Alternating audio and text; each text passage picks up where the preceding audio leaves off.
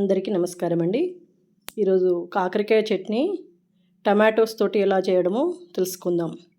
నిన్న ఒకటి నిమ్మరసంతో చేయడం తెలుసుకున్నాం కదా. ఇప్పుడు టమాటోస్ తోటి, అంటే కొందరు చింతపండు తినని వాళ్ళు ఉంటే నిమ్మరసంది పనికి వస్తుంది, నిమ్మరసం తినని వాళ్ళు ఉంటే ఇది పనికి వస్తుంది.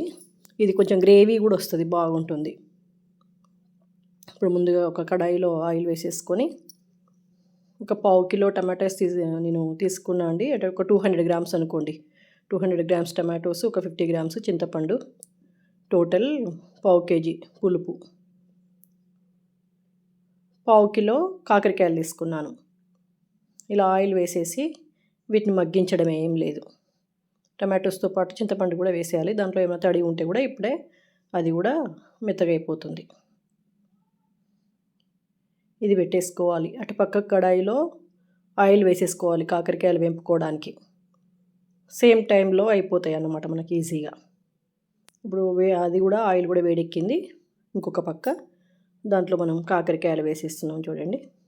సేమ్ నిమ్మరసంది ఎలాగనో ఇది కూడా అలాగే, కాకపోతే ఇక్కడ మనం టమాటోస్ యాడ్ చేస్తాం కాబట్టి కొంచెం గ్రేవీ వస్తుంది, కొంచెం టేస్ట్ కూడా వేరే ఉంటుంది.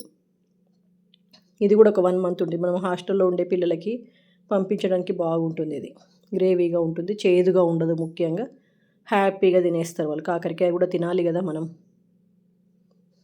అన్ని వెజిటేబుల్స్ తిన్నప్పుడే మనం ఆరోగ్యంగా ఉంటాము. అందుకనే పిల్లలకి ఇప్పుడు హాస్టల్స్లో ఉన్నప్పుడు టమాటో ఓన్లీ, మ్యాంగో ఇట్లాంటివి కాకుండా కాకరకాయ కూడా పెట్టేసి ఇవ్వచ్చు పచ్చడి. మా పిల్లలకు కూడా పెట్టేదాన్ని, వాళ్ళకి కూడా చాలా ఇష్టం ఈ టమాటోస్, ఈ కాకరకాయ పచ్చడి. ఇలా మొత్తం మగ్గిపోవాలి. వాటర్ ఏమి యాడ్ చేయొద్దు, అందులో ఉన్న వాటర్ మొత్తం పోతుంది. కొంచెం సిమ్లో పెట్టేస్తే సరిపోతుంది, అది మెత్తగా అయిపోతుంది.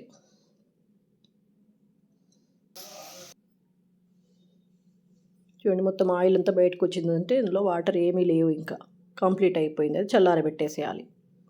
ఈలోజు కాకరకాయ కూడా ఫ్రై అయిపోతున్నాయి.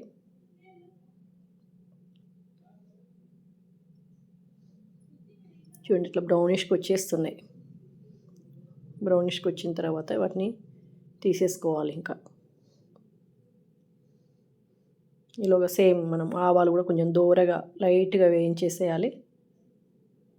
దాంట్లో కూడా ఏం తడి లేకుండా అన్నమాట. అది ఆవాలు కూడా చల్లగా అయిపోతున్నాయి.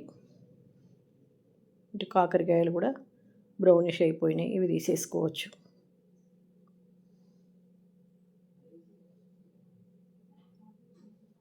కొంచెం అలవాటు ఉన్న వాళ్ళం మనం ఇట్లా సేమ్ టైంలో చేసేయచ్చు, రెండు ఒకేసారి. కొంచెం అలవాటు లేని వాళ్ళంటే కొంచెం చేయడం కష్టం.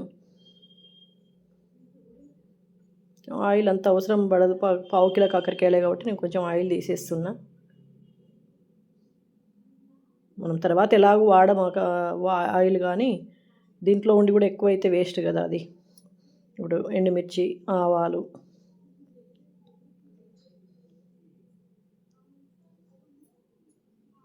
జీరా వేసేసండి.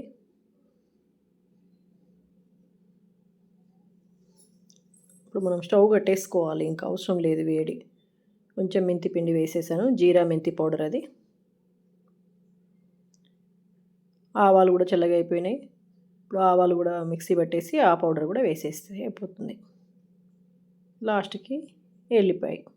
ఆల్రెడీ మనం స్టవ్ పెట్టేసాము, ఆయిల్ కూడా చాలా చల్లగా అయిపోయినట్టే దాదాపుగా. కొంచెమే ఆ వేడి ఉన్న చూడండి, ఆ వేడిలో మనము అది వేసేసాం. ఇది కూడా మనం టమాటోస్ది కూడా ఏం చేయాలంటే పేస్ట్ పట్టేసుకోవాలి మిక్సీ జార్లో, అదే మిక్సీ జార్లో. ఫస్ట్ ఆవాలు పట్టినాం, తర్వాత ఎల్లిపాయ పట్టినాం, తర్వాత ఈ పేస్ట్ పడుతున్నామండి. జార్ ఇంకా మనకు కడగాల్సిన అవసరం లేదు, లేకపోతే ప్రతిదానికి కడగాలి అంటే మళ్ళీ తడి ఉండిపోతుంది. ఇప్పుడు ఆ పేస్ట్ని ఈ కాకరకాయల్లో వేసేస్తున్నాను చూడండి.